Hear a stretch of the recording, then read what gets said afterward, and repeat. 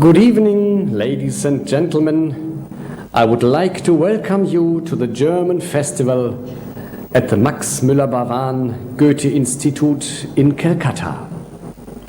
As you have seen during the first two acts of the opera, I have the good fortune to be in the company of an admirable man of wisdom known as the Sage. Ladies and gentlemen, the Sage. Ladies and gentlemen, the Sage. He's not here. He's not here. Why not? Where is he? He's not here. Wow. He's not here. He's not here. He's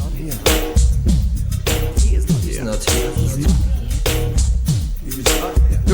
Do you really want to know? Really want to know where the Sage is? Do you really want to know? Really want to know where the Sage is? Do you really want to know? Really want to know where the Sage is? Yeah. Do you really want to know? Really want to know where the Sage is? Do you really want to know? Really want to know where the Sage is? I can tell you that the Sage is lost in the world of trance. Now, local genius stands alone, but the search for the soul is staying alive. It comes to the first experience of emotion. Cold genius is feeling the curiosity of life. He knows that there must exist more. The Sage is gone, cold genius on the way to find his soul once upon a day.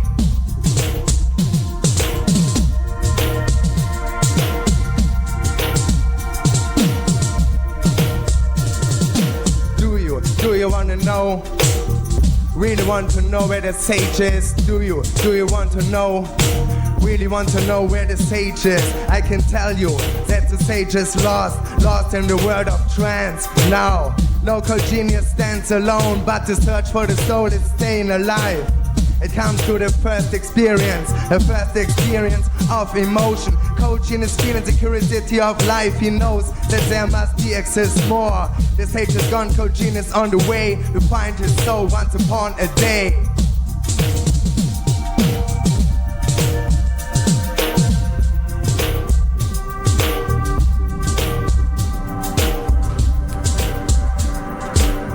I am free from the Sage now.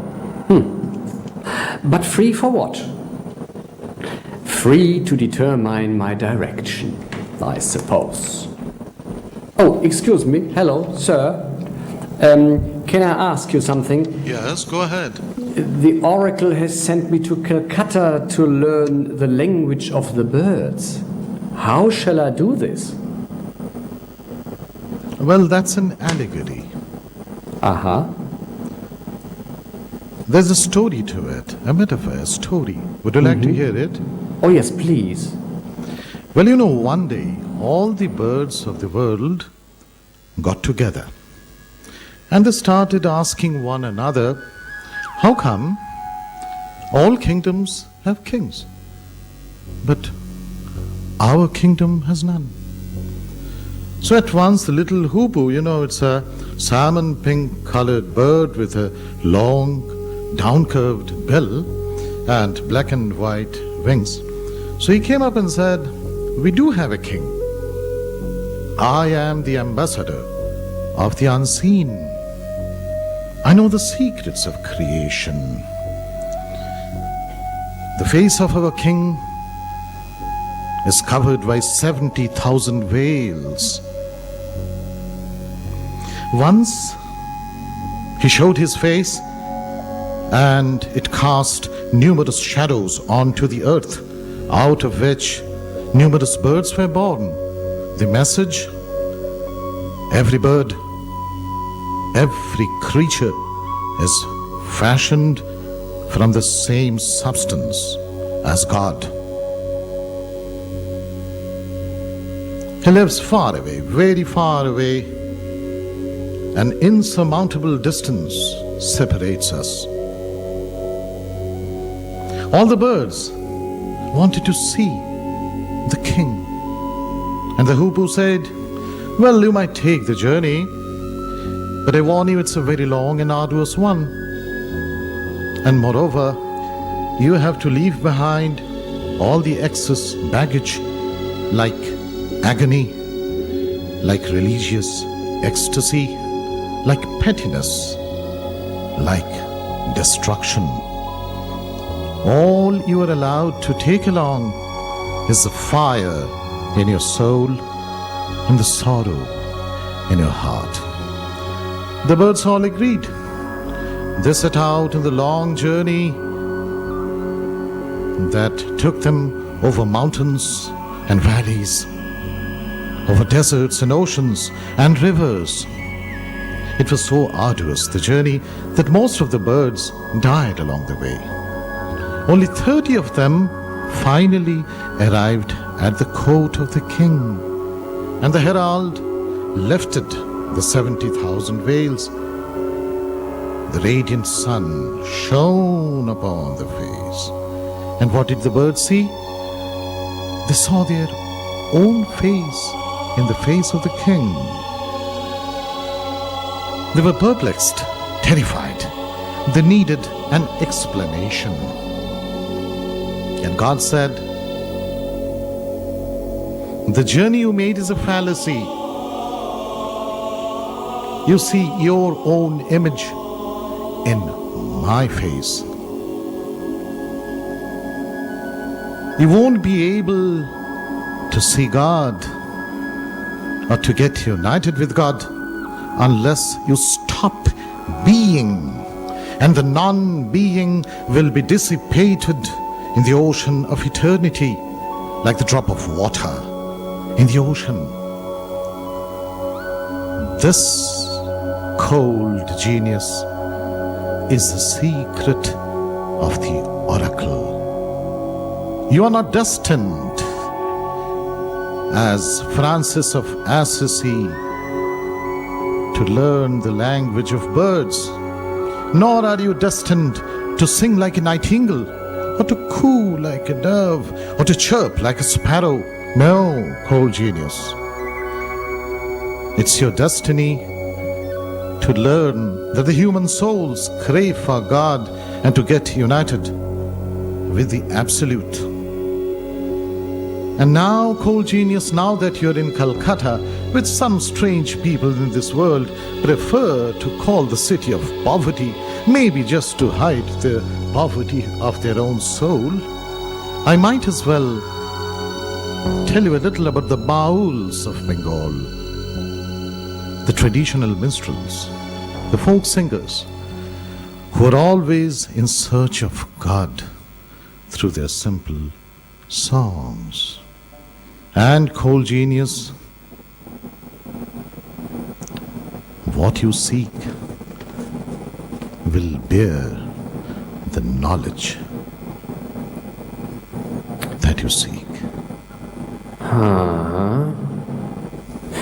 If the search is bearing the knowledge that I seek, and since I am the manifestation of the internet and know everything, the question presents itself: what is it that I'm after? Is it something higher and better and more interesting than the internet?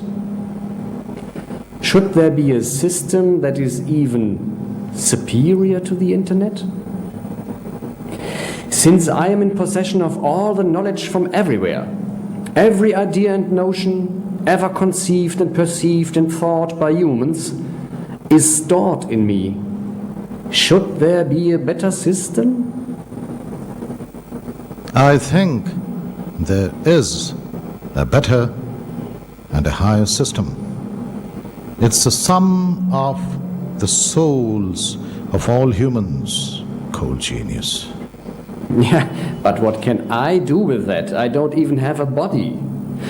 Obviously, the soul does not learn anything by itself. It can only learn once it has found itself in a body where it can express itself. I don't fit into that category. Cold genius. You need matter to substantiate yourself. Without the computer and without the internet, you are nothing. Just as music cannot exist without sounds and instruments.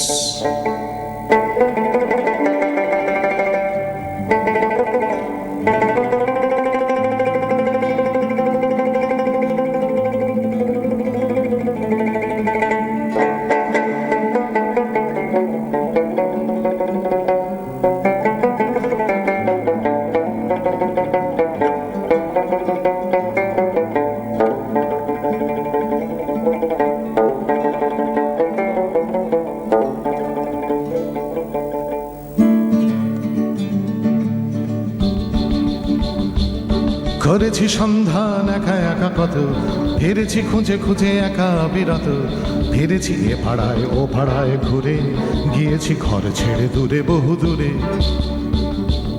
শুনেছি তানপুরা চার তারে বাঁধা, শুনেছি দরবারি কানাড়ায় কাঁদা, শুনেছি ফান্দে পড়িয়া বগা কাঁদে, পড়েছি আব্বাসুদ্দিনের ফাঁদে।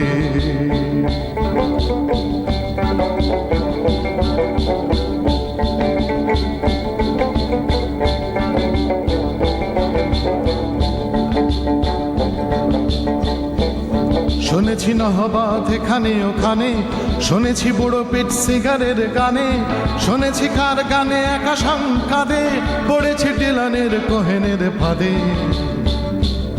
শুনেছি ভেক্টর হারা গানকে, মরল ডিক্টেটরের গুলি খেয়ে, শুনেছি সাফদার হাসমির গলা, আমার গানে মাথা খোড়ে বানতলা।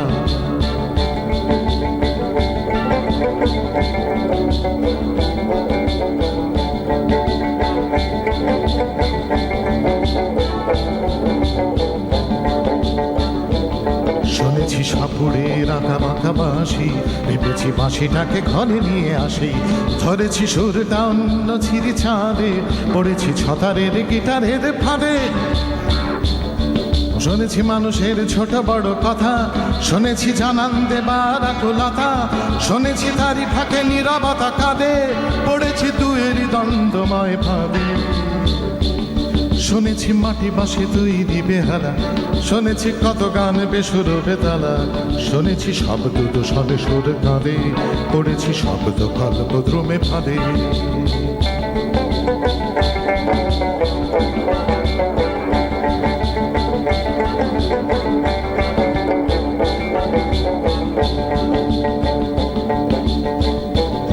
এখনো খুঁজে ফিরি এখানে ওখানে, এখনো ধরতে চাইছি গানে গানে তোমাকে, এ গানে রোদ ভাটে ফাঁদে, এ গান রাগে হাসে ভালোবাসে কাঁদে।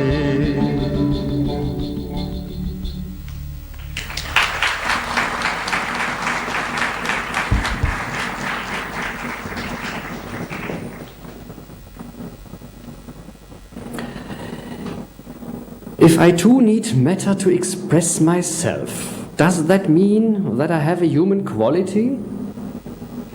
If you look at me, you see that I do have human characteristics.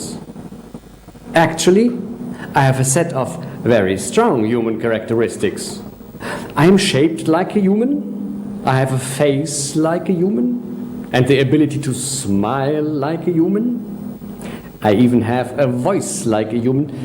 No, I have as many voices as I choose. I will prove it to you. I will sing. In Mantua, I have learned that music expresses feelings. In Salvador de Bahia, I saw that music opens the door to trance and magic. And now, here in Calcutta, I sing because I like it. To give me the pleasure, I will initiate for the music to come from Hamburg. I ask George if our guitar player Jens Fischer in Hamburg is ready. George, what's about Jens? Cool genius, yeah. We have already contact to Hamburg. Oh, great. And we are in the virtual Cubase Rocket studio already. We have the video conference connection, but I'm sorry to say that we still need some time to check the music. So I would suggest in the meantime, I would ask Jane Bogart to come on stage. Jane, where are you? Hello. Hello, good evening. May I ask you a question? Of course. Where do you come from? I'm coming from the world of opera. Then you must have met the sage, my friend. He always talks about the world of opera too. Well, you know, the world of opera is quite big. Not every artist knows the other. But I have to admit, each one of us is unique. Humans always talk about their individuality. I prefer being multifarious than to be simple. And besides, owing to the progress made in gene technology, you are just a step away from being reproducible.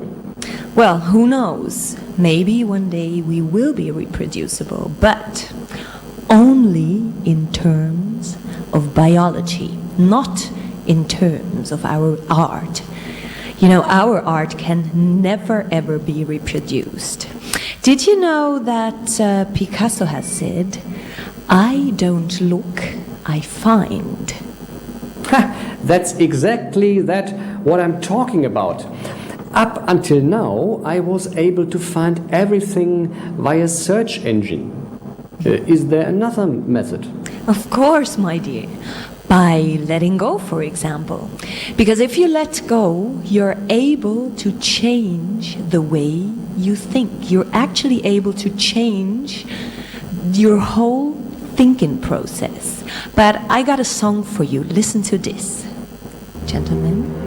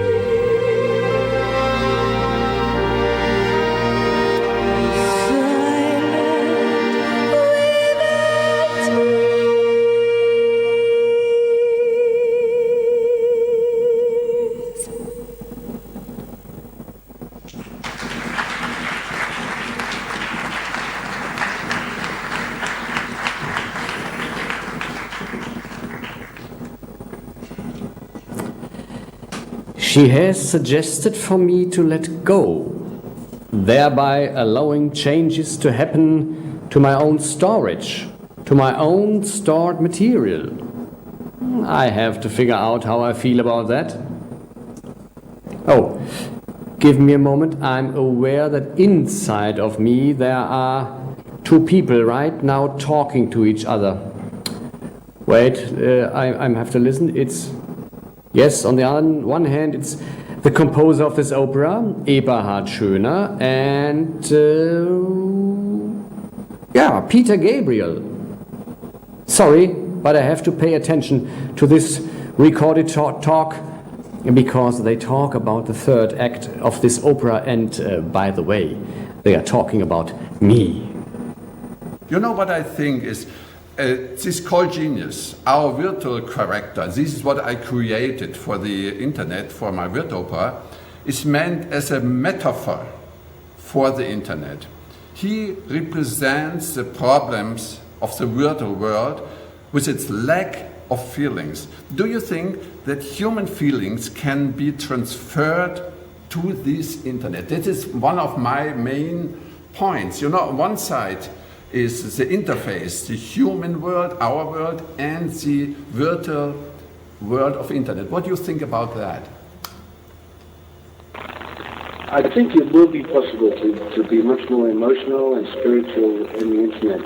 And it's still, as we know today, it's still quite a primitive technology. Mm-hmm. And when it's transparent, you don't have to think about it. And I mean, large screens that can take us inside the experience of being in other places, being in other people's minds and in their body. I think we will feel a lot more than we do with this rather clunky technology.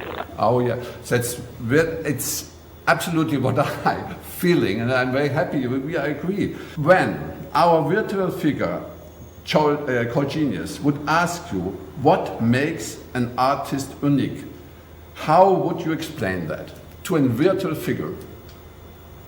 I think your DNA, first of all, and then it's the old nature and nurture.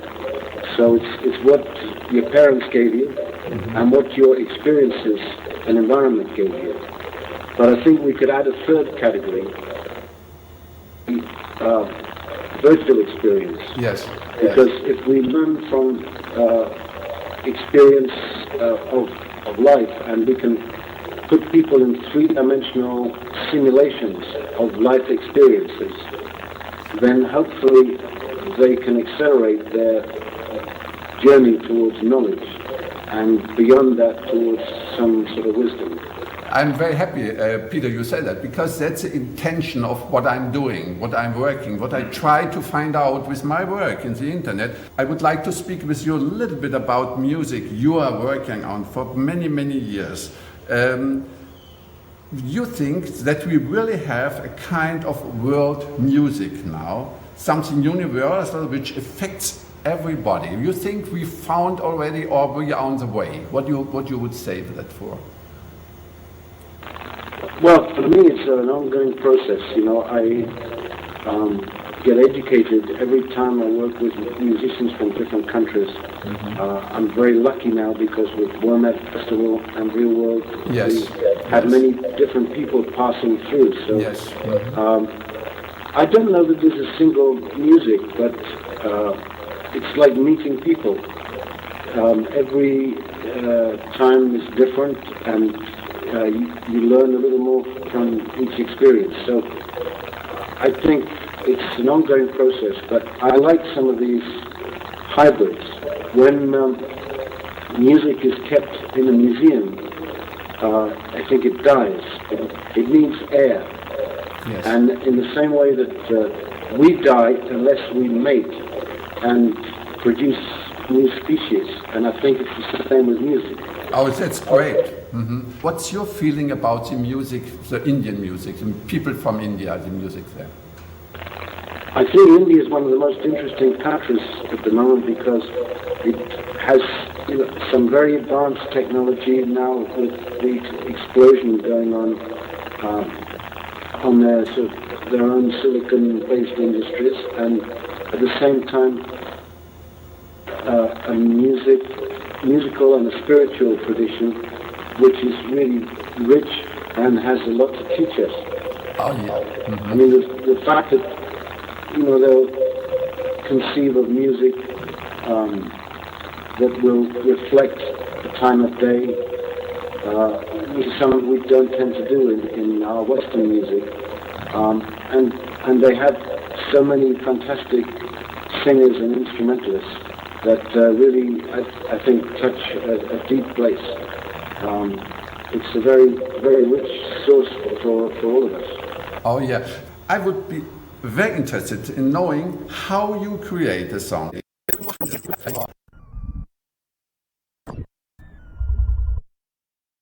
I would be very interested in knowing how you create a song. Do you start with the lyrics, or you are first inspired by the music? I remember that Sting once told me that he often is inspired by classical music and then creates his own new music. I think for myself, I tend to start more usually from the rhythm. I started off as a drummer, not a very good drummer, but very enthusiastic. Yes. And still that's a source of a lot of inspiration, and then I will build up from there. Mm-hmm. Oh. I also love melody, and sometimes the harmony and melody will lead me into a place. But although I may have a lyrical idea, it's not usually till afterwards that I get to finish it. It's Peter, you can look in our Renga what we have. Maybe we can get an original Peter Gabriel line on it. You will see our Rengas, and many young boys and girls all over the world start now to write some lines. So if you have time and like, it would be fun to have a Peter Gabriel line on it. Okay. Okay. A last question is now, when Colgenius could ask you something, he would ask you, would you like, in addition to composing and singing, to have another talent? I love visual things, and although I enjoy very much working in that area, I don't, for instance, have a talent for painting, and but that would be something I would enjoy. Peter, I really thank you very, very much. After all these technical problems, it was lovely to have you with me, and I dedicate this concert to you. Okay, no, thank you very much, and I hope you have a wonderful time. It sounds like a great project. Oh, it is. Thank you very much for joining us. Bye-bye, Peter. Bye, Eberhard.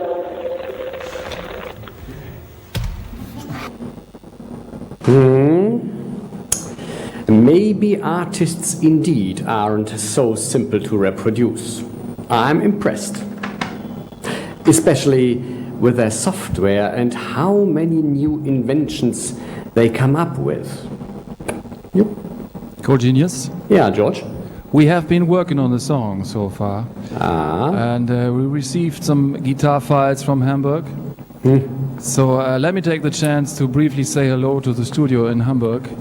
With Jens Fischer in the studio is our technician Oliver Heck. Hi Olli, can you hear me? Hi Olli. Hello George, hello from Hamburg. Hello from Calcutta. Colgenius said hello to Hamburg. Everything's okay in Hamburg? Everything's okay, everything works perfect. Did you receive the music file so far? I mean, I know that you received it, but were there any problems in receiving it?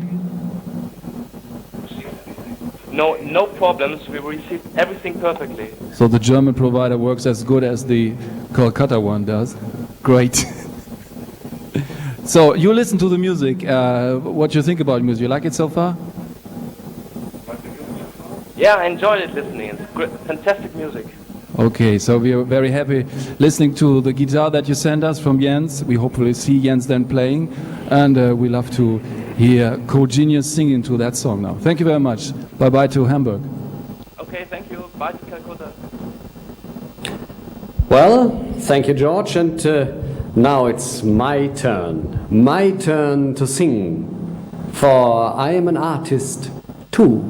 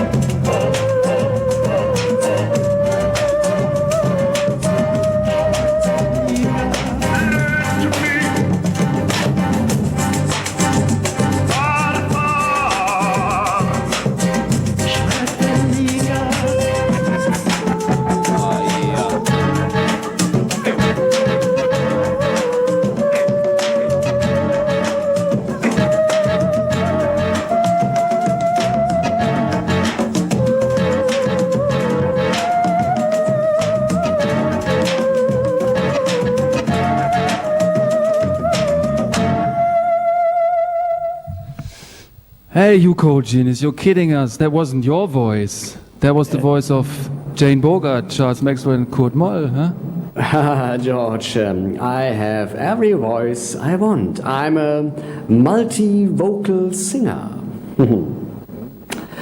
Inside of me, the conversation between the two artists is still reverberating. According to this conversation, I am at the interface point between the virtual world of the internet and the real world.